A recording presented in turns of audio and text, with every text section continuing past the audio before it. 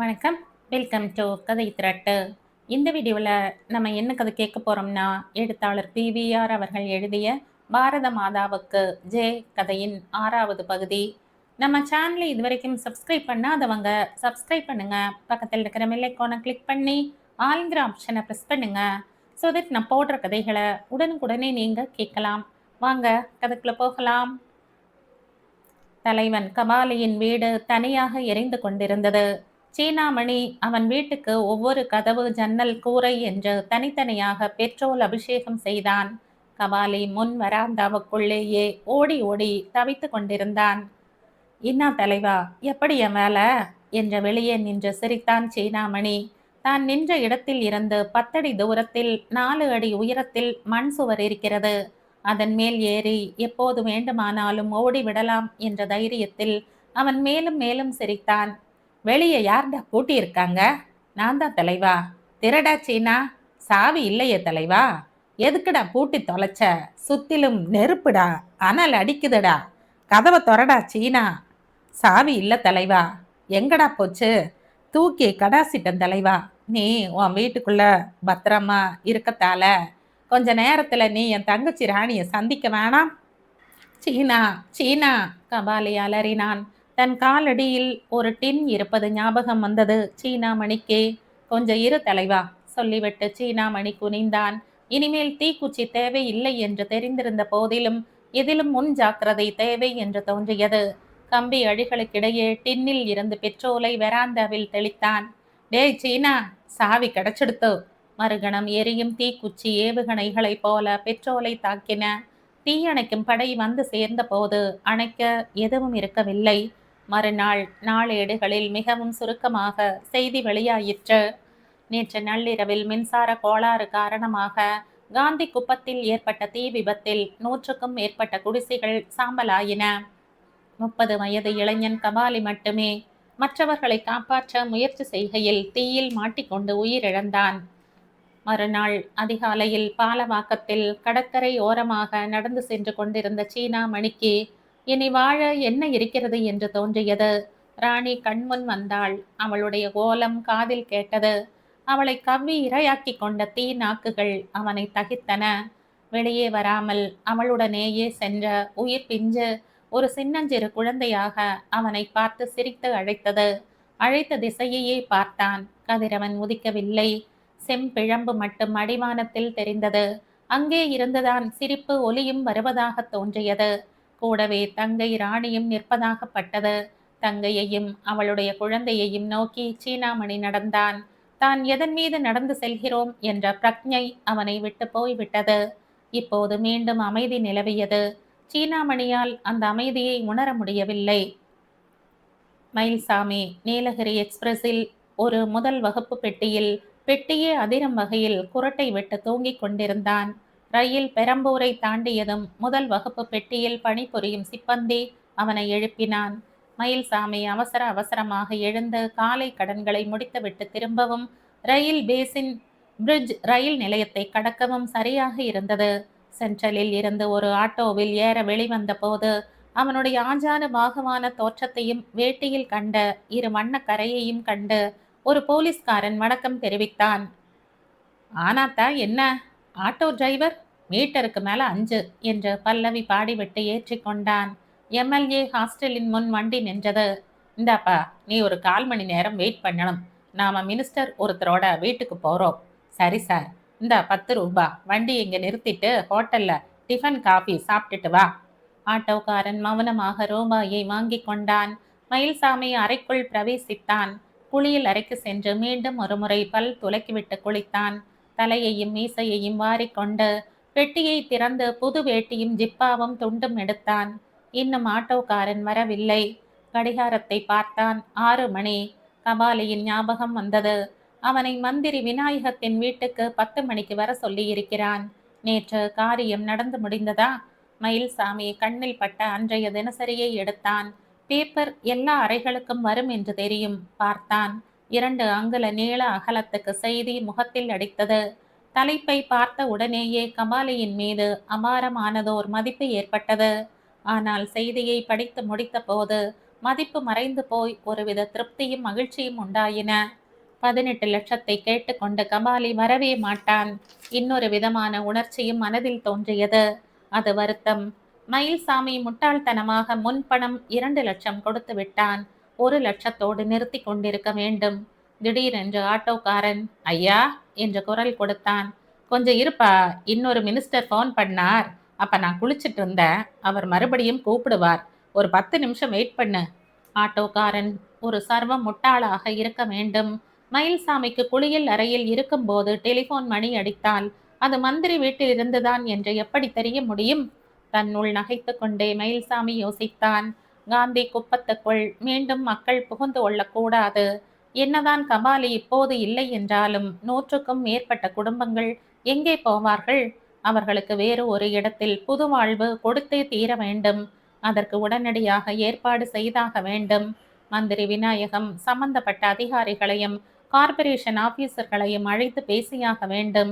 சிஎம்ஐ விநாயகம் உடனடியாக பார்த்து நிவாரண நிதியில் இருந்து பாதிக்கப்பட்ட மக்களுக்கு உதவித்தொகை கொடுக்க ஏற்பாடு செய்ய வேண்டும். இப்போது 18 லட்சம் உபரியாக இருக்கிறது. மந்திரி விநாயகம், அதிகாரிகள், போலீஸ் இலாகாவை சார்ந்தவர்கள் அனைவரையும் உடனடியாக கவனிக்க வேண்டிய முறையில் கவனித்தாக வேண்டும். எல்லாவற்றிற்கும் மேலாக மிகவும் முக்கியமாக வேலையை அன்று பிற்பகலே ஆரம்பித்து இரவுக்குள் முடித்துவிட வேண்டும். 50 கிரவுண்டு நிலத்துக்கு வேலி. இதற்கு ஆயிரக்கணக்கில் செலவாக கூடும். ஆனால் என்ன, வேலியை போட்டு முகப்பு வாயிலில் தனியார் இடம் என்று பலகையில் எழுதி பிரகடனப்படுத்தி விட்டால் குடியிருந்தவர்கள் நுழைய மாட்டார்கள், நுழைய முடியாது. அவசியமானால் இருப்பிடம் இழந்த மக்களுக்கு புது இடம் ஒதுக்கப்படும் வரை ஓரிரு போலீஸ்காரர்களை காவலுக்கு நிறுத்தலாமே. நல்ல வேளையாக இப்போது தற்காலிகமாக போலீஸ் இலாகா விநாயகத்திடம் இருக்கிறது. உள்துறை அமைச்சர் இருதய சிகிச்சைக்காக அமெரிக்கா போய் 1 வாரம்தான் ஆகிறது. அவர் திரும்பி வர 3 மாதங்களோ 4 மாதங்களோ ஆகும். அதுவரையில் விநாயகம் வைத்ததுதான் சட்டம். மயில்சாமி எழுந்தான். மனதில் ஒழுங்காக ஒரு திட்டத்தை வகுத்தாகிவிட்டது. மந்திரி விநாயகத்தின் வீட்டை நோக்கி ஆட்டோ விரைந்தது. சனிக்கிழமை நாளேட்டில் செய்தியை படித்ததுமே டிஐஜி ஆல்பர்ட் திடுக்கிட்டு போனார். கள்ளச்சாராய வியாபாரம் மற்றும் கட்சி பேதம் இல்லாமல் ஆள் திரட்டும் வியாபாரத்தில் ஈடுபட்டிருந்த கபாலி தீ விபத்தில் கருகி போய்விட்டான். எல்லா குடிசைகளுமே சாம்பலாகிவிட்டன. மின்சார ஷார்ட் சர்க்கியூட் தான் விபத்துக்கு காரணம் என்று செய்தி சொன்னாலும் ஆல்பர்ட்டால் அதை உடனடியாக நம்பி ஜீரணிக்க முடியவில்லை. திடீரென்று சீனாமணியின் உருவம் கண்முன் நின்றது. அவன் கதி என்னவாயிற்று? செய்தியை பார்க்கிற போது உயிர் சேதம் ஒன்றே ஒன்றுதான் என்று தெரிய வருகிறது. அப்படியானால் சீனாமணி உயிரோடு இருக்க வேண்டும். அவசர அவசரமாக உடை மாற்றிக்கொண்டு ஆல்பர்ட் காரை எடுத்தார். போலீஸ் உடுப்பில் சென்றால் மக்களில் சிலர் பயப்படுவார்கள். அரசியல்வாதியின் வேஷத்தில் சென்றால் ஏழைகள் கால்களில் விழுந்து புலம்புவார்கள். சாதாரண பேண்ட்டும் ஷர்ட்டுமாக சென்றால் ஆல்பர்ட்டை யாரும் கண்டுகொள்ள மாட்டார்கள். தேனாம்பேட்டையில் சாலையின் ஒரு ஓரத்தில் காரை நிறுத்திவிட்டு காந்தி குப்பத்தை நோக்கி நடந்தார். கருகிய ஓலை சுருள்கள், பாதி வெந்த மூங்கில்கள், ஜுவாலையின் ஆரவாரத்துக்கு அடிபடைந்து நசுங்கி போன அலுமினிய பாத்திரங்கள், சிதறிய பானை சட்டிகள், கருகி போன துணிகளின் சிறு சிறு துண்டுகள். 7-8 பெண்களும் ஆண்களும் தத்தம் குடிசைகளில் எதையெல்லாம் மீட்க முடியுமோ அவற்றையெல்லாம் மீட்கும் முயற்சியில் தீவிரமாக இறங்கி இருந்தார்கள். ஒருத்தி ஓவென்று ஒப்பாரி வைத்து கொண்டிருந்தாள். அக்கா, அழுவாதக்கா, அவன் விதி இப்படி முடிஞ்சு போட்டுது, அழுவாதக்கா. ஆல்பர்ட்டுக்கு புரிந்தது. அழுகிறவள் கபாலியின் தாயார். அழாதீங்கம்மா, கபாலி போன விஷயத்தை நான் பேப்பர்ல படிச்சதும் ஓடியாந்த, அழாதீங்க என்றார். பாவி பிள்ளை, ஊரையெல்லாம் விரோதிச்சுக்கிட்டான். அந்த எம்எல்ஏவை தெரியும்னு, இந்த மந்திரிய தெரியும்னு திமிரா நடந்துக்கிட்டான். ஆண்டவன் அதுக்காக இப்படியா ஒரு தண்டனைய கொடுக்கணும்? ஏமா, நீங்க வீட்டுல இருக்கலையா? இருக்கலையே இருக்கலையே என்று கதறிய கண்ணம்மா. பாழா போற சீனாமணி என்னை தோ நிக்கிறாளே, தோ என் தங்கச்சி, இவளை பார்க்க தண்டையார் பேட்டைக்கு விரட்டினானே என்றாள். யார் சீனாமணி என்று ஆல்பர்ட் கேட்டார். என் பிள்ளையோட வேலைக்கார, அவன் சாகக்கூடாது, இவன் மேல பஸ் மோதிடுச்சுன்னு போய் சொல்லி என்னை இந்த இடத்த விட்ட துரத்திட்டான். அவன் நெஞ்சில நான் கொள்ளி வைக்க. கபாலி எனக்கு ரொம்ப வேண்டப்பட்டவனம்மா, அவனை பார்க்கலாமா? பார்க்கறதுக்கு என்ன ஐயா இருக்கு? கொஞ்சம் நஞ்சம் இருந்ததையும் தான் வாரி ராயப்பேட்டை ஆஸ்பத்திரிக்கு கொண்டு போயிட்டாங்களே. ஓ! போஸ்ட்மார்ட்டம் செய்யவா? அது என்ன மார்ட்டமோ? தொகுதி எம்எல்ஏ வரலையா? அது இப்ப எதுக்கு வரும்? எலெக்ஷன் வர்றப்ப 2 கைய கூப்பிக்கிட்டு தாய் குலமேன்னு ஓட்டு பிச்சைக்கு எடுக்க வரும். இப்ப எல்லாரும் அங்க இருக்காங்கம்மா. ஏன் அவங்களையும் நீங்க பார்க்கணுமா ஐயா? யார் நீ? அதான் சொன்னேனேம்மா, கபாலிக்கு வேண்டப்பட்டவன்னு என்ற ஆல்பர்ட் தொடர்ந்து, உங்க புள்ளை போனதுல நான் ரொம்ப வருத்தப்படுறேம்மா. என்னால முடிஞ்ச உதவியை செய்ய பார்க்குறேன். கபாலி சொல்லுவான், நீங்க 7 8 மாடு வச்சு பால் வியாபாரம் செய்யறீங்கன்னு. அதுகளுக்கு ஒன்றும் ஆகலையே என்றார். புண்ணியவான் சீனாமணி எல்லாத்தையும் பக்கத்து பொட்டல் வெளியில விட்டுட்டான்னு பார்த்தவங்க சொன்னாங்க. ஆனா ஒரு விஷயம்தான் ஐயா எனக்கு விளங்க மாட்டேங்குது. என்னம்மா அது என்று ஆல்பர்ட் கேட்டார். ஆல்பர்ட்டை பார்த்த கபாலியின் தாயார், நான் முதல்ல ஆஸ்பத்திரி போனேன்னா இந்த டேஷை தேடிட்டு வார்டு வார்டா அலைஞ்சேன். இவ பேர்ல யாருமே அட்மிட் ஆகலைன்னு சொன்னாங்க. அப்பால இவ வீட்டுக்கு போனா ஆன்னு வாயை திறந்து தூங்கிக்கிட்டு இருக்கா. மணி 11க்கு மேல ஆயிடுச்சா. அங்கேயே தங்கிக்கிட்டு விடிய காலை 4 மணிக்கு ஆட்டோ பிடிச்சேன். மாட்டை கறக்க வந்துடுவானே, வாடிக்கை வீடுகளுக்கு பால் ஊத்தணுமே, இதுவும் கூடவே துணைக்கு வந்துச்சு. இங்க வந்து பார்த்தனா குப்பமே தெரியல, எல்லாம் பூடிச்சு. என் வீடு வைக்கோல் பருத்தி கொட்டை தவிடு எல்லாம் பூடிச்சு என்றாள். ஏமா உங்களுக்கு ஏதோ விளங்கலைன்னு இப்ப சொன்னீங்களே, அது என்னன்னு சொல்லலையே என்று ஆல்பர்ட் துருவி கேட்டார். அந்த பாவி பைய எதுக்கு என்ன போய் சொல்லி விரட்டி அடிக்கணும்? ஏன் நான் அப்பால போனது இப்பால மாட்டை வெளியே கொண்டு போய் கட்டி வைக்கணும்? ஒரே ஒரு காரணம் தாமா எனக்கு தெரியுது. என்ன அது என்று கேட்டாள் கண்ணம்மா. குடிசைகளை தீ வச்சு கொளுத்துறதுன்னு முன்னாடியே திட்டம் போட்டுட்டாங்க. யார் அது நாசமா போறவன்? அதான் தெரியல. ஆனா ஒண்ணு நிச்சயம், சீனாமணி இதுக்கு உடந்த. எங்க அவன் இப்ப? ஒரு இடத்துலயும் காணாம ஐயா. அவன் கையில கிடைச்சா கண்ட துண்டமா வெட்டி உப்புல போட மாட்டேன். உங்க நகை நட்டெல்லாம் பத்திரமா இருக்கா? என் புள்ளை பக்கத்துல இருக்கச்ச வீட்டுல வைப்பனா, என் மென்னிய பிடிச்சி வாங்கிட்டு போடுவானே. எல்லாத்தையும் ஒண்ணு விடாம பேங்க்ல வச்சிருக்க. இப்ப எல்லாம் பேங்க்ல பத்திரமா இருக்கையா என்றாள் கண்ணம்மா. கபாலி போனான்னு அழறீங்க, அதே சமயத்துல அவன் திட்டமும் திட்டுறீங்க அவனை.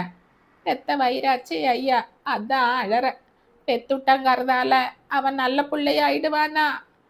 பெத்த அப்ப சாக போறான்னு தெரிஞ்சும் டேஷ் வீட்ல குடிச்சிட்டு இருந்தவனாச்சே அவன். எனக்கு வந்துட்டு இருந்த வாடகை பணத்தை எல்லாம் கொள்ளையடிச்சவனாச்சே அவன் என்றெல்லாம் சொல்லிவிட்டு அவள், ஆனாத்தான் என்னையா, கபாலி ஏன் புள்ள. சின்ன வயசுல காலில் கையில வெள்ளி காப்பு போட்டுக்கிட்டு என் தோள் மேல உக்காந்துக்கிட்டு 63 உற்சவத்துக்கு வருவானே. ஐயோ கபாலி, நீ பூட்டியடா என்று ஓலமிட்டாள். அவளுடைய மனம் எனும் நாணயத்தின் இரு பக்கங்களையும் பார்த்துவிட்டு ரசிக்க முடியாமல் ஆல்பர்ட் வெளியேறினார். ஹோட்டல் மைதானம் 2 கட்டிடங்களுக்கு அப்பால் இருந்தது. குடிசைகள் எரிவது சர்வ சாதாரணமான நிகழ்ச்சிகள் என்ற எண்ணமோ என்னவோ. நேற்று வரை காந்தி குப்பத்தில் இருந்த மக்கள் தங்கள் வேலைகளில் மூழ்கி இருந்தார்கள். ஆல்பர்ட் ஆச்சரியப்பட்டு போனார். ஏழைகளிடம்தான் எதையும் தாங்கும் சக்தி உள்ளதோ? எங்கு தேடியும் சீனாமணியை காணவில்லை. ஒரு 50 வயதுக்காரன் ஆல்பர்ட்டை நெருங்கினான். யாருங்க வேணும்? நீங்க கவர்மெண்ட்ல இருந்து வரீங்களா?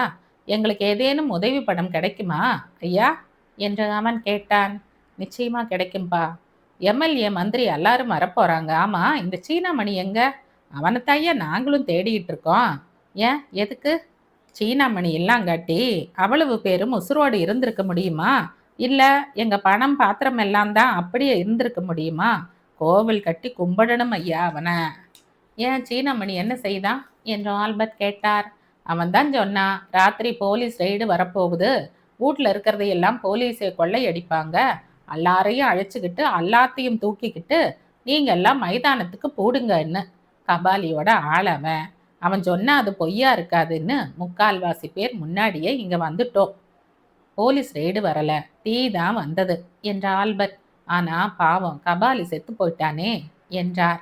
அந்த பேமானி செத்ததுக்கு ஒரு விழா எடுக்கணும் ஐயா, விழா எடுக்கணும். மனுஷனா அவன், என்ன பாடுபடுத்தினா அவன். ஆண்டவனா பார்த்து நெருப்புல போட்டு வேக வச்சான். ஆல்பர்ட்டால் அழவும் முடியவில்லை, சிரிக்கவும் முடியவில்லை. சீனாமணி எங்கே என்ற கேள்வி மட்டும் எழுந்தது. வீட்டை அடைந்ததும் அவரையும் மீறி இதுவரை நினைத்தும் பார்த்திராத மயில்சாமியின் ஞாபகம் வந்தது. அவனும் இந்த கபாலியும் சமீப காலமாக சந்தித்து கொண்டிருக்கிறார்கள். கபாலி சென்ற வாரம் பொள்ளாச்சி போயிருக்கிறான்.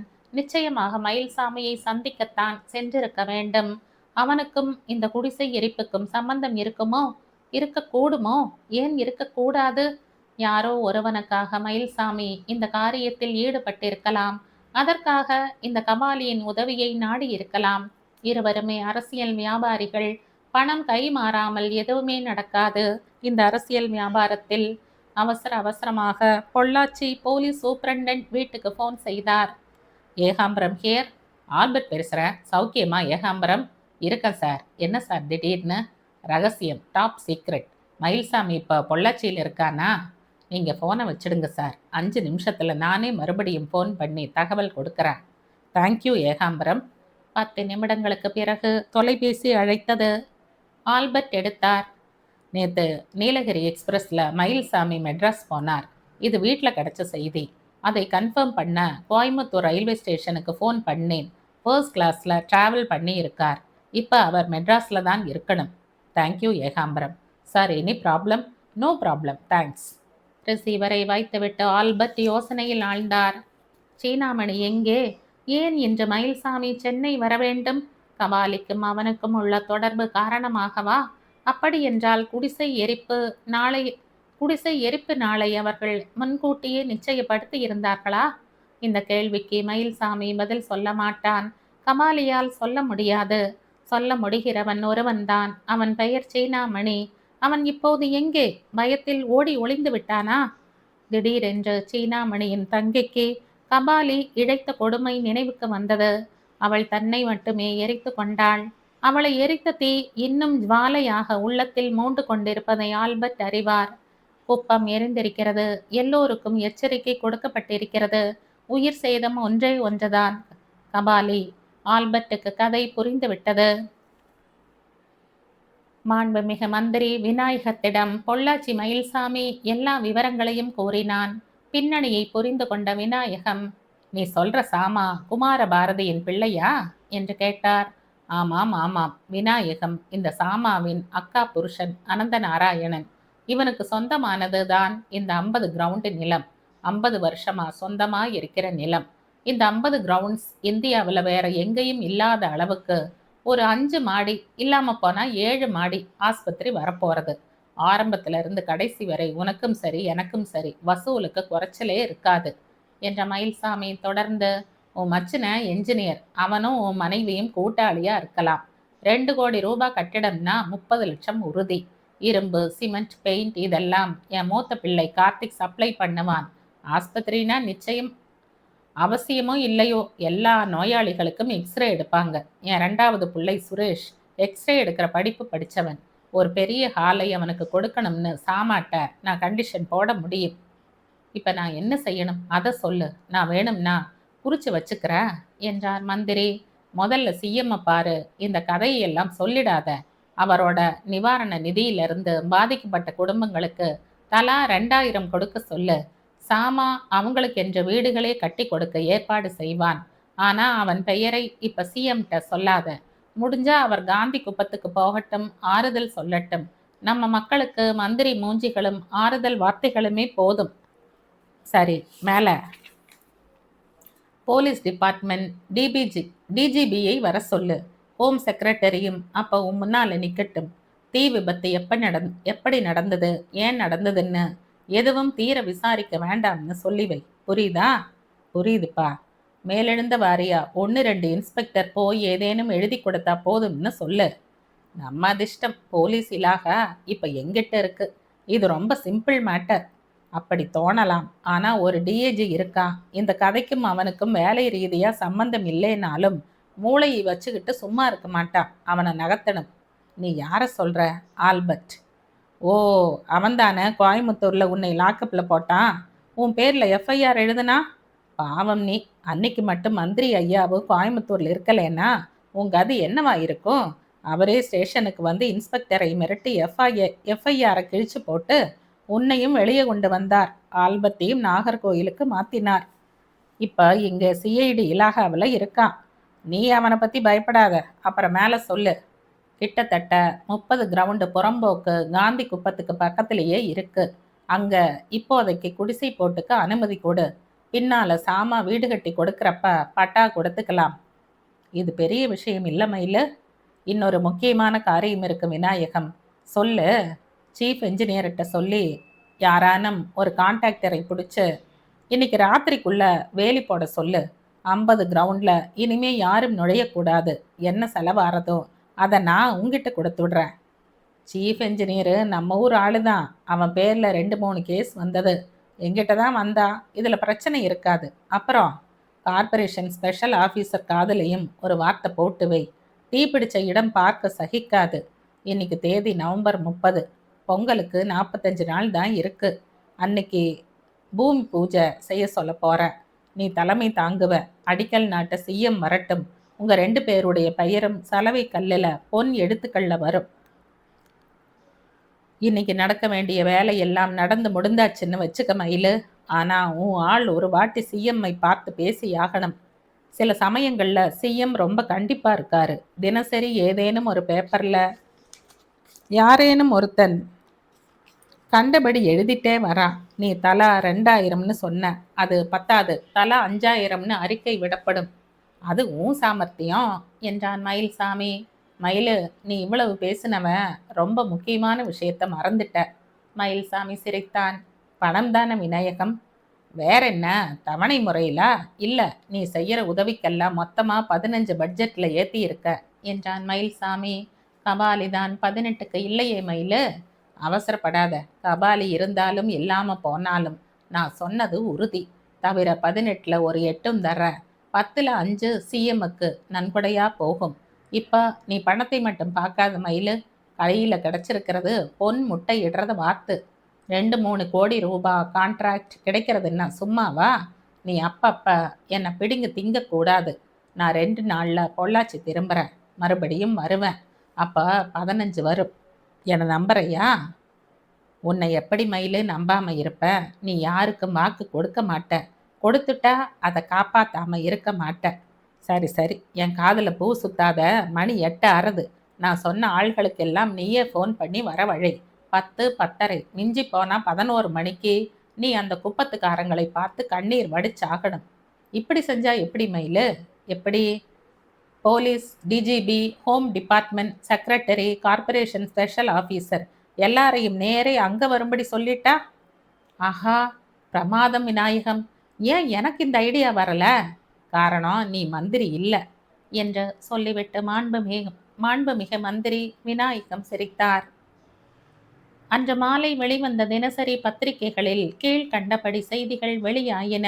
மானுடன் எனும் பத்திரிகையில் இருந்து ஆலயங்களில் வருடா வருடம் உற்சவங்கள் நடப்பது போல கடந்த 30 ஆண்டுகளுக்கு மேலாக சென்னையில் சித்திரை வைகாசி மாதங்களில் சைதாப்பேட்டை, மயிலாப்பூர், மாம்பலம், செம்பியம், சிந்தாதிரிப்பேட்டை போன்ற பகுதிகளில் குடிசை தீ உற்சவம் நடைபெறுவதும், கூரை இழந்த மக்களுக்கு பாசாங்கு ஆறுதல் அளித்து உதவி பணம் கொடுக்க போவதாக அறிவித்து அதில் பாதியை இடைத்தரகர்கள் விழுங்குவதும், மந்திரிகளும் மற்ற கட்சி தலைவர்களும் நீலி கண்ணீர் வடிப்பதும் சென்னை வாசிகளுக்கு புதிது அல்ல. ஆனால் நேற்று இரவில் தேனாம்பேட்டை காந்தி குப்பத்தில் 100க்கும் மேற்பட்ட குடிசைகள் தீக்கிரையானதில் ஒரு புதுமை இருக்கிறது. என்ன புதுமை தெரியுமா? தலா 5000 ரூபாய் என்ற உதவித்தொகை வழங்கப்பட்டது. குடிசை கட்டும் வேலையையும் மும்முரமாக தொடங்கியது. தலைமை பொறியாளர் நேரில் வந்து வேலைகளை பார்வையிட்டார். பொது இடத்தில் வர இருக்கும் குப்பம் முதலமைச்சர் பெயரில் ஹரிச்சந்திரன் காலனி என்று அழைக்கப்படும்.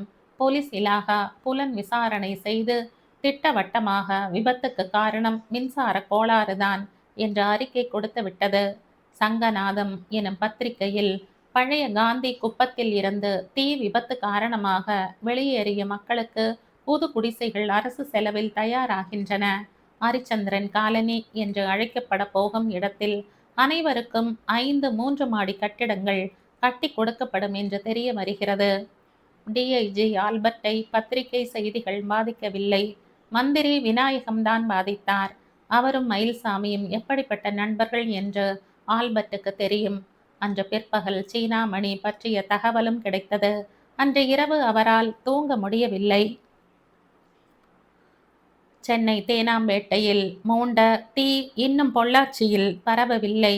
மயில்சாமி சென்னை சென்று 4 நாட்களாகிவிட்டன. ஏன் இன்னும் தொலைபேசி மூலமாக கூட தொடர்பு வைத்துக் கொள்ளவில்லை? முன்பணமாக கொடுத்து 5 லட்சம் மட்டுமே போதும். காந்திகுப்பம் எப்படி போனால் என்ன என்று மயில்சாமி அலட்சியமாக இருக்கிறானா? சாமாவுக்கு எளிதில் கோபம் வராது. வந்துவிட்டால் அவ்வளவுதான், யாராலும் தாங்கிக் கொள்ள முடியாது. காரணம் தெரியாமல் மயில்சாமி மீது கோபப்படுவது தவறு என்று தோன்றினாலும் ஏதேனும் ஒரு தகவலையாவது அவன் தொலைபேசி மூலம் கொடுத்திருக்க வேண்டாமா? நிலத்தை மீட்க அவன் உண்மையிலேயே பிரயத்தனங்கள் எடுத்து வருகிறான் என்றால் என்ன பிரச்சனைகள் புதிதாக கிளம்பியிருக்கின்றன? அரசியல் உள்ளே புகுந்து விட்டதா? மௌனமாக ஒரு கூடை நாற்காலியில் சாமா உட்கார்ந்து ஊமை விழிகளால் ஹிந்து நாளிதழை பார்த்து கொண்டிருந்தான். திடீரென்ற கார் வந்து நிற்கும் சத்தம் கேட்கவே அவன் பேப்பரை விலக்கிவிட்டு பார்த்தான். ஸ்ரீ ஆனந்தன் காரில் இருந்து இறங்கி ஆள்காட்டி விரலில் சாவி வளையத்தை சொருகி கொண்டு முன்னேறி வந்தார். என்றும் கண்டிராத சோர்வு அவருடைய முகத்தில் பிரதிபலிப்பதாக சாமாவுக்கு தோன்றியது. வீட்டில் யாருக்காவது உடம்பு சரியில்லையா? நேற்று தங்கை கமலத்துக்கு தலைவலியும் லேசான ஜுரமும் இருந்தன. அவளுக்கு ஜுரம் அதிகமாகிவிட்டதா? வா ஆனந்தா. மோசம் போயிட்டோம் சாமா. ஏன், என்னாச்சு? கோயம்புத்தூர்ல வெளியார ஒரு தமிழ் பேப்பர்ல அசத்திர செய்தி இருக்கு. என்னது? 100க்கும் மேலா குடிசைகள் 29ஆம் தேதி ராத்திரி தீப்பிடிச்சு அழிஞ்சிருக்கு. ஒருத்தன் தப்பிக்க முடியாம கருகி போயிருக்கான். எங்க? நிலத்திலையா? வேற எங்கேனும் இருந்தா நான் ஏன் இப்ப இங்க வரணும்? பேப்பர்ல வேற என்ன போட்டிருக்கான்? அதை ஏன் எடுத்துட்டு வரல? கார்ல இருக்கு. சாமா ஓடினான். கார் கதவை திறந்தான். பேப்பரை எடுத்து திரும்பினான். அனந்தன், 3ஆம் பக்கத்துல கீழே இடது சைட்ல என்றார். சாமா படித்தான். செய்தி மிகவும் சுருக்கமாக வெளியிடப்பட்டிருந்தது. சென்னை தேனாம்பேட்டையில் காந்தி குப்பம் என்னும் காலனியில் மின்சார கோளாறினால் 100க்கும் மேற்பட்ட குடிசைகள் தீ விபத்தினால் பாதிக்கப்பட்டன. ஒரே ஒருவர் மட்டும் உயிரிழந்தார். முதலமைச்சர் நிவாரண நிதியில் இருந்து உதவி பணம் வழங்கப்பட்டு வேறு ஒரு இடத்தில் பாதிக்கப்பட்ட மக்களுக்கு புது குடிசைகள் போட ஏற்பாடுகளும் செய்யப்பட்டுள்ளன. அமைச்சர் திரு விநாயகம் அதிகாரிகளுடன் சென்று ஸ்தலத்துக்கு விஜயம் செய்து மக்களுக்கு ஆறுதல் அளித்தார். சாமா ஓரிரு நிமிடங்கள் மௌனமாக அனந்தனையே பார்த்துவிட்டு மென்மையான குரலில், ஒரு உயிரை காவு கொடுத்துட்டான் மயில்சாமி. நிலத்தை மீட்டு கொடுக்க அவன் இந்த வழியில் இறங்குவான்னு நான் நினைக்கல. இதுக்கு அவன் 50 லட்சம் செலவாகும். நான் 25ன்னு நீயும் முடிவு பண்ண சாமா, அதை மறந்துடாத. நான் மறக்கல அனந்தா. தலைமயிரில் பேன் அடை கட்டி தலைமயிரையே அழிக்கிற மாதிரி நம்ம நாட்டில் லஞ்ச லாவண்யம் பேயா தலை விரிச்சு ஆடுறது. மயில்சாமி, ஒரு காரியத்தை அதிகாரிகள் அல்லது அரசியல்வாதிகள் மூலமாக சாதிக்க இறங்குறான்னா அது ஜெயமா முடிய பணம் தானே முக்கியம். அதான் 25 சொன்னேன்.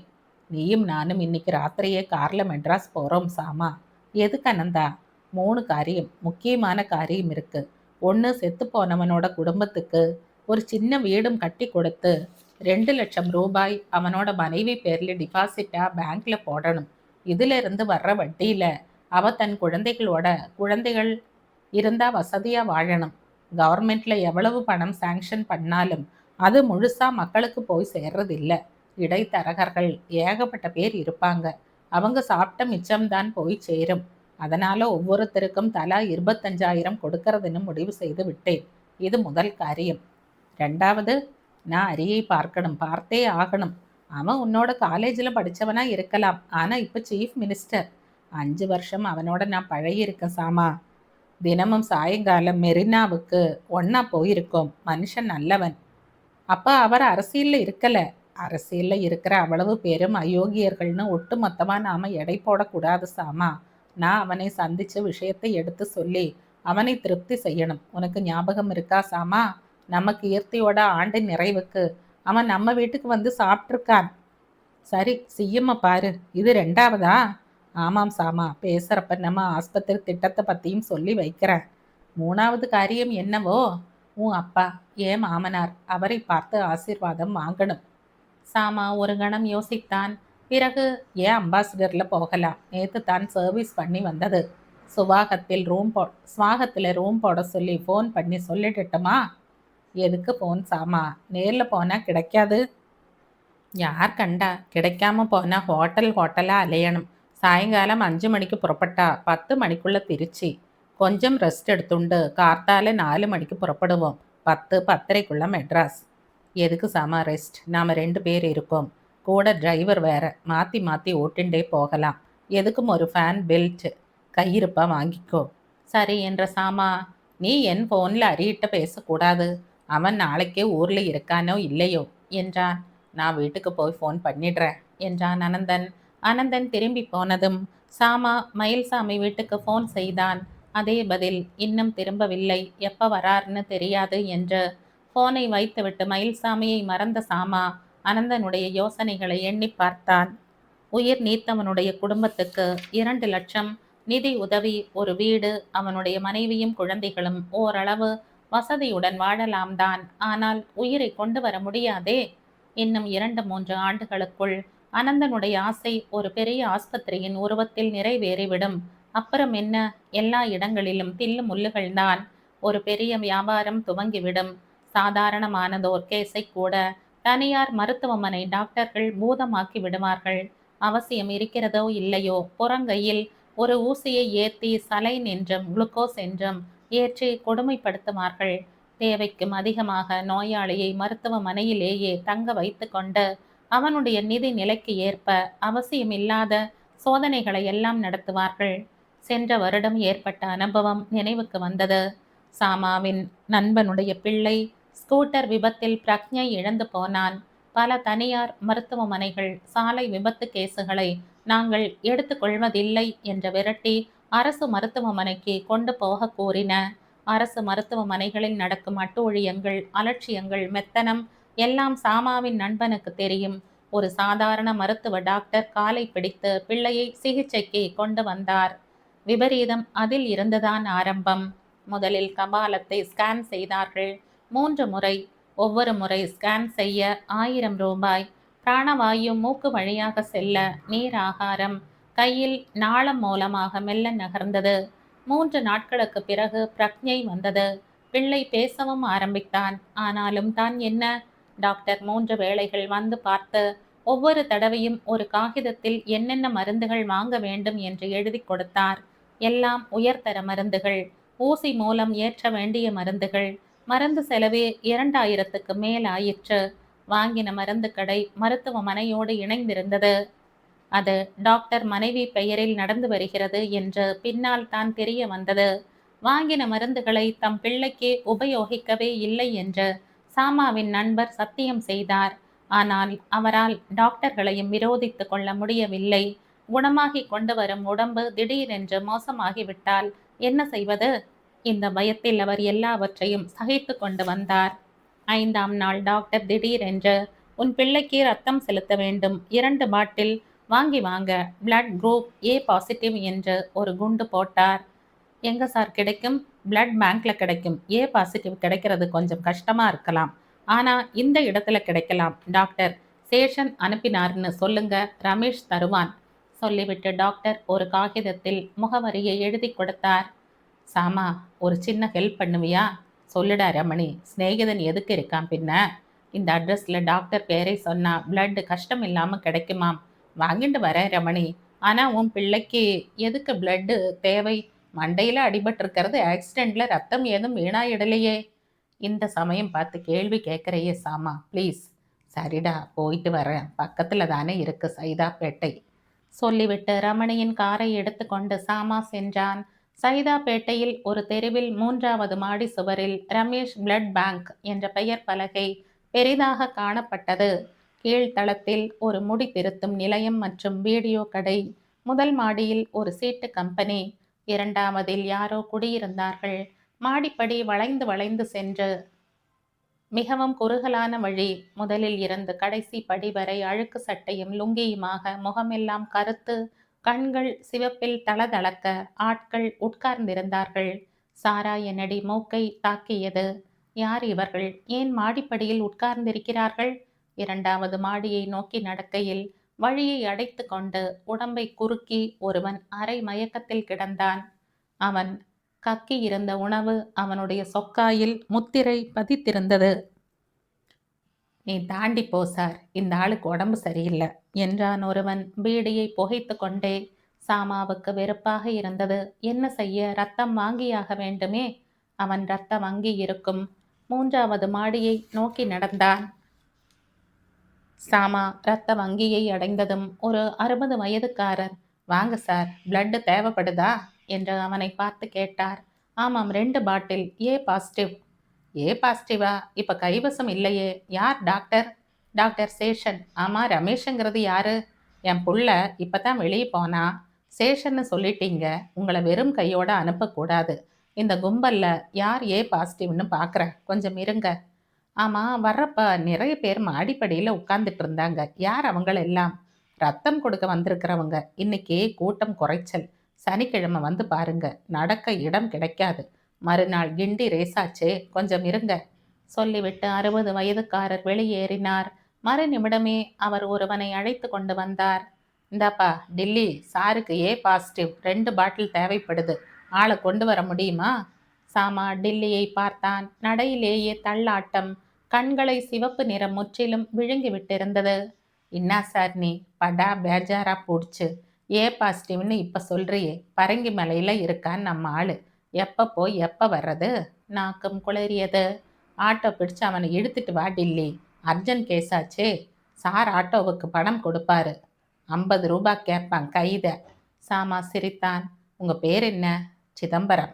சிதம்பரம், எனக்கு வேண்டியது ரத்தம். அது இந்த இடத்துல கிடைக்காது. நான் வேற இடத்துல பார்த்துக்கிறேன். சிதம்பரம் பதில் சொல்லவில்லை. ஆனால் டில்லி விடவில்லை. 50 ரூபாய் கொடுக்க தாவல சார். 30 கொடு போரும், அட்ஜஸ்ட் பண்ணிக்கிறேன். யோ, வர்ற கிராக்கியை ஏன் அனுப்புகிற? இந்தா சார், நில்லு சார், கஸ்மால காதில் போட்டுக்காம போகுது. சாமா 2 படிகளாக விழுங்கி இறங்கினான். தெருவுக்கு வந்த பிறகுதான் மூச்சை விட முடிந்தது. ஆஸ்பத்திரிக்கு அவன் திரும்பியதும் சிநேகிதன் ரமணியை பார்க்கவில்லை. நேராக டாக்டர் சேஷன் அறைக்குள் பிரவேசித்தான். எஸ் என்றார் டாக்டர். என் சிநேகிதன் ரமணியின் பிள்ளைக்கு 2 பாட்டில் ஏ பாசிட்டிவ் ரத்தம் தேவைப்படுறதுன்னு சொன்னீங்க டாக்டர். ஆமாம், அதை சைதாப்பேட்டையில் ரமேஷ் பிளட் பேங்க்ல வாங்க சொன்னீங்க. ஆமாம் சொன்னேன். உடனடியாக கிடைக்கிற இடம். அதுக்கு என்ன? நான் அங்கிருந்து தான் இப்போ வர்றேன். அங்கே வர்றவங்க உடம்புல ரத்தம் இல்லை டாக்டர், சாராயம் இருக்கு, ஆல்கஹால். அப்படியா? தெரியாதே. ரமேஷ் குடிக்கிறவங்க உடம்புல இருந்தா? ஸ்டாப் இட் டாக்டர், முதல்ல நீங்கள் பேஷண்ட்டை டிஸ்சார்ஜ் செய்யுங்க. அது நான் தீர்மானிக்க வேண்டிய விஷயம். முதல்ல நீங்கள் வெளியே போங்க. நான் பேஷண்ட்டோட ஃபாதர்கிட்ட பேசிக்கிறேன். சாரி டாக்டர், என்னை மன்னிச்சிடுங்க என்று சாமா திடீரென்று இறங்கினார். டாக்டருக்கு ஆச்சரியமாக இருந்தது. ஒரு ஃபோன் பண்ணிக்கலாமா? Go ahead. சாமாவுக்கு வேண்டிய நம்பர் கிடைத்தது. யார், அமிர்தாவா? நான் பொள்ளாச்சி சாமா பேசுகிறேன். சௌக்கியமாக இருக்கியா? உனக்கு என்ன? உன் புருஷன் மினிஸ்டர், அவன்கிட்ட ஃபோனை கொடு. யார், சோமுவா? நான் தான்டா சாமா.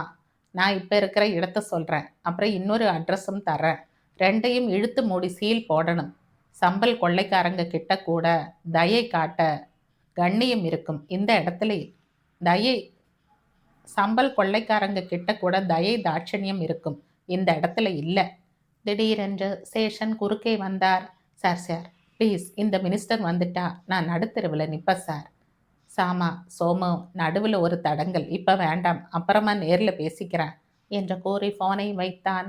இப்போது சென்ற வருடத்து அனுபவத்தை எண்ணி பார்த்தபோது ஒரு தனியார் மருத்துவமனை அவசியம்தானா என்ற கேள்வி சாமாவின் மனதில் எழுந்தது. அனந்தன் பிள்ளைகள் கீர்த்தி, சத்யா இருவரும் நல்லவர்களாக இருக்கலாம். அநியாயமும் அட்டுழியமும் செய்து பணம் ஈட்டும் பேராசை இல்லாமல் இருக்கலாம். ஆனால் ஒரு பெரிய மருத்துவமனை என்றால் பற்பல துறைகள் இருக்கும். சமையல் அறையில் இருந்து ஆபரேஷன் தியேட்டர் வரை எல்லா இடங்களிலும் ஊழலும் தில்லுமுல்லுகளும் செய்ய வாய்ப்புகள் தினந்தோறும் வந்து கொண்டே இருக்கும். ஊழல்களை வளர்க்க எதற்கு ஒரு மருத்துவமனை?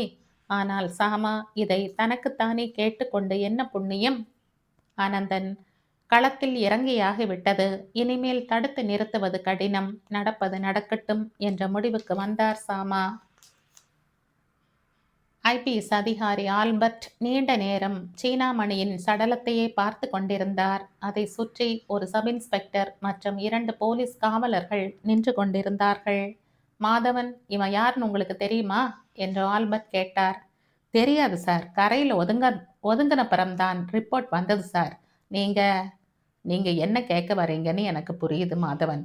உங்க ஜூரிஸ்டிக்ஷன்ல வராத கேஸை பார்க்க ஏன் வந்திருக்கீங்கன்னு கேட்குறீங்க. கேட்கல சார். கேட்க ஆசைப்படுறீங்க. ஆல்பர்ட் சிரித்தார். பாலவாக்கம், கொட்டிவாக்கம், முத்தண்டி எல்லா இடங்களையும் விசாரிச்சிட்டேன் சார். இவனை யாரும் பார்த்ததுன்னு இல்லைன்னு சொல்றாங்க. முந்தானா வரையில் தேனாம்பேட்டையில் காந்தி குப்பம்னு ஒரு சேரி இருந்தது. அதில் குடியிருந்தவங்களை எல்லாம் பக்கத்திலேயே ஒரு மைதானத்துக்கு மாற்றியிருக்காங்க. நீங்கள் அங்கே போய் விசாரிச்சா எல்லாருமே ஒரே குரலில் சீனாமணின்னு அலறுவாங்க என்று ஆல்பர்ட் கூறி சிரித்தார். அப்போ உங்களுக்கு தெரியுமா சார் இவனை? தெரியும். எனக்கு தகவல் கொடுக்கிறவனாக கூட இருந்திருக்கான். இப்போ நீங்கள் இதை போஸ்ட் மார்ட்டத்துக்கு அனுப்ப போகிறீங்க இல்லை? Yes sir. அதுக்கப்புறம் சொந்தக்காரங்களை தேடி பிடிச்சு பாடியை கொடுத்துடலாம். இவனை சொந்தம்னு சொல்லிக்கிட்டு யாரும் வரமாட்டாங்க. அதனால் சர்க்கார் செலவில் அடக்கம் பண்ணுங்க.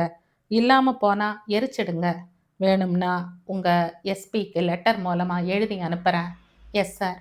ஆல்பர்ட் புறப்பட்டார். பாலவாக்கத்தில் இருந்து அவருடைய கார் திருவான்மியூர் வழியாக சென்று கடற்கரை சாலைக்கு திரும்பி கடைசியில் எம்எல்ஏ ஹாஸ்டலை அடைந்தது. சாதாரண உடையில் இருந்த ஒருவன் ஆல்பர்ட்டை கண்டதும் போலீஸ் மரியாதை செய்யவில்லை. தாழ்ந்த குரலில், உள்ள ரூம்ல இருக்கான் என்றான். அவனுக்கு தலை அசைத்துவிட்டு ஆல்பர்ட் மாடி ஏறினார். 2வது மாடியில் கடைசி அறையில் மயில்சாமி தன்னந்தனியாக உட்கார்ந்திருந்தான். ஆல்பர்ட் பிரவேசித்தார். என்ன மிஸ்டர் மயில்சாமி, சௌக்கியமா? பொள்ளாச்சி எல்லாம் எப்படி இருக்கு என்று ஆல்பர்ட் புன்னகை பூத்து கேட்டார். சார் நீங்களா? வாங்க சார். எங்க இந்த பக்கம் திடீர்னு? உட்காருங்க. மயில்சாமி உள்ளூர நடுங்கினான். பிறகு எழுந்து நின்றான். என்ன உட்கார சொல்லிட்டு நீங்க நின்னா எப்படி மயில்சாமி? சிரித்து கொண்டே மயில்சாமி உட்கார்ந்தான். சிரிப்பில் மென்மையை ஆல்பர்ட் உணர்ந்தார். என்ன சார் சாப்பிட்றீங்க? இப்போதான் எல்லாம் ஆச்சு. நீங்கள் அடிக்கடி மெட்ராஸ் வராப்புல இருக்கு. என்ன சார் செய்யறது? சிபாரிசுன்னு இன்னும் யாரேனும் ஒருத்தன் கழுத்தை அறுக்கிறான். நம்ம மாவட்டக்காரனுக்கு நாம செய்யாமல் யார் செய்வாங்கன்னு நானும் வர்றேன். மினிஸ்டரை நான் பார்த்து நாளாச்சு. ஆனால் அவர் உங்கள் சிநேகிதர். உங்களால் அடிக்கடி பார்க்க முடியறது. உங்களுக்கு ஏதேனும் செய்யணுமா சொல்லுங்க. நான் பழசையெல்லாம் மறந்தாச்சு என்றான் மயில்சாமி. என் குணம்தான் தெரியுமே உங்களுக்கு மிஸ்டர் மயில்சாமி. நான் யார்கிட்டையும் எந்த உதவிக்கும் போகிறவன் இல்லைன்னு. என்ன பந்தான் நினச்சி எங்கே அடித்தாலும் சிரிச்சுட்டே போயிடுவனே. நம்ம நாட்டில் ஒரு சாபக்கேடு சார். என்னது மயில்சாமி? கடமை, கண்ணியம், கட்டுப்பாடு, நேர்மை, உண்மை, சேவகம் இதுக்கெல்லாம் மதிப்பே இல்லை. கரெக்ட் மயில்சாமி. நேர்மையாக வாடுறதால ஒரு லாபமும் இல்லை. இப்போ நான் வந்தது சொல்லுங்க சார். நீங்கள் இந்த 2-3 மாதத்தில் 4-5 வாட்டி மெட்ராஸ் வந்து போயிருக்கீங்க. அதான் சொன்னனே சார், சிபாரிசு தான். கபாலிங்கிற ஒருத்தன் இங்கே வந்தான். மினிஸ்டர் வீட்டுக்கு வந்தான். பொள்ளாச்சிக்கும் வந்தான். அது அது தயங்காமல் சொல்லுங்கள் மயில்சாமி. அவன்தான் இப்போ உசுரோட இல்லையே. சின்ன விஷயம் சார். ஒரு வழியில் அமைதியாக போகணும்னு நான் சொன்னேன். அவன் முரட்டுத்தனமான வழியில் போய் மாட்டிக்கிட்டான். அதாவது சேரி மக்களை அப்புறப்படுத்த அவனே சேரிக்கு தீ வச்சு அதிலேயே மாட்டிக்கிட்டு செத்தான்னு சொல்ல வர்றீங்க, அப்படித்தானே? ஒவ்வொரு குடிசைக்கும் 30,000ன்னு ரேட் பேசி அவனுக்கும் தனியாக 5 லட்சம் தரேன்னு சொன்ன சார். அவங்களுக்கு எதுக்கு பணம் கொடுக்கணும்னு கதை அப்படி போகலை போல இருக்கு. என்ன சார் சொல்கிறீங்க? சீனாமணி வேற விதமாக சொன்னா? சீனாமணியா? யார் சார் அவன்? உங்களுக்கு அவனை தெரியாது? அவன் கபாலியோட செக்ரட்டரி மாதிரி. ஓ, அந்த ஈர்க்குச்சியை முட்டை கண்ணனை சொல்கிறீங்களா? அவனை நான் கபாலி வீட்டிலையே பார்த்துருக்கனே. திடீரென்று பலூன் காற்று இழந்தது போல ஆனார் ஆல்பர்ட். ஆனால் ஏமாற்றத்தை காட்டிக்கொள்ளவில்லை. மீண்டும், அவன் வேற விதமாக சொன்னா என்றார். என்னன்னு? சேரிக்கு தீ வைக்க சொன்னதே நீங்கள் தான்னு. அப்போ ஒன்று செய்யுங்க சார். என்னை அரெஸ்ட் பண்ணி ரிமாண்டில் வைங்க. எஃப்ஐஆரும் எழுதுங்க. மினிஸ்டர் போலீஸ் ஸ்டேஷனுக்கு நேராக வந்து எஃப்ஐஆரை கிழிச்சு போட்டு என்னை ரிலீஸ் பண்ணாமல் இருக்க நான் பார்த்துக்கிறேன். ஆனால் ஒன்று, கோர்ட்டில் உங்கள் கேஸ் ஜெயிக்காது. நான் ஜெயிப்பேன். ஜெயிச்ச அடுத்த நிமிஷமே பழைய வஞ்சத்தை மனசில் வச்சுக்கிட்டு அரெஸ்ட் பண்ணி ஆல்பர்ட் மானபங்கம் செய்தார்னு நான் கேஸ் போட்டு குறைஞ்சது 10 லட்சம் ரூபாயாவது நஷ்ட ஈடு கேட்பேன். ஆல்பர்ட் சிரித்தார். நீங்கள் கெட்டிக்காரர் தான் மயில்சாமி. உங்கள் மேலே கேஸ் போடவோ அரெஸ்ட் பண்ணவோ நான் இப்போ இங்கே வரல. நான் சொன்ன சீனாமணி முசுரோட இல்லை. இப்போ தான் பாலவாக்கம் பீச்சில் மாடியை பார்த்துட்டு வர்றேன். கபாலியை வஞ்சம் தீர்த்துக்க இந்த சீனாமணியை தீ வச்சான். அவனையும் சாக அடிச்சான். இதனால் உங்களுக்கு தான் நிறைய லாபம். மயில்சாமிக்கு தூக்கி வாரி போட்டது. கபாலியை அவனுடைய ஆள் கொன்றிருக்கிறானா? ஒரு நிமிடம் மௌனத்துக்கு பிறகு, டிஐஜி சார், எதுக்கு இதெல்லாம் எங்கிட்ட வந்து ஒரு பெரிய காரியமா சொல்றீங்க என்றான். ஒரே ஒரு விஷயம் தெரிஞ்சுக்க. நீங்க சொல்லிட்டா நான் அலைய வேண்டாம். என்ன விஷயம் சார்? காந்தி குப்பம் இருந்த இடம் யாருக்கு சொந்தமானது? நிச்சயமா அரசாங்க நிலம் இல்லை. அப்படி இருந்த குடிசைகளை பக்கத்துல இருக்கிற அரசு நிலத்துல போட வேண்டிய அவசியம் இருந்திராது. சொல்றனே, யுத்த காலத்துல பொள்ளாச்சி மிராசுதார் அனந்த நாராயணன் வாங்கி போட்ட 50 கிரவுண்டு இப்ப பேரன் அனந்தனுக்கு வந்திருக்கு. அதுல ஒரு பெரிய ஹாஸ்பிட்டல் வரப்போறது. அனந்தன் யாருன்னு தெரியும் இல்லையா டிஐஜி சார்? நல்லா தெரியும். அவரோட மைத்துனன் சாமாவையும் தெரியும். சாமாவோட அப்பா குமார பாரதியையும் தெரியும். ஆனா உங்களுக்கு கூட தெரியாத விஷயம் ஒன்று இருக்கு சார். என்னது?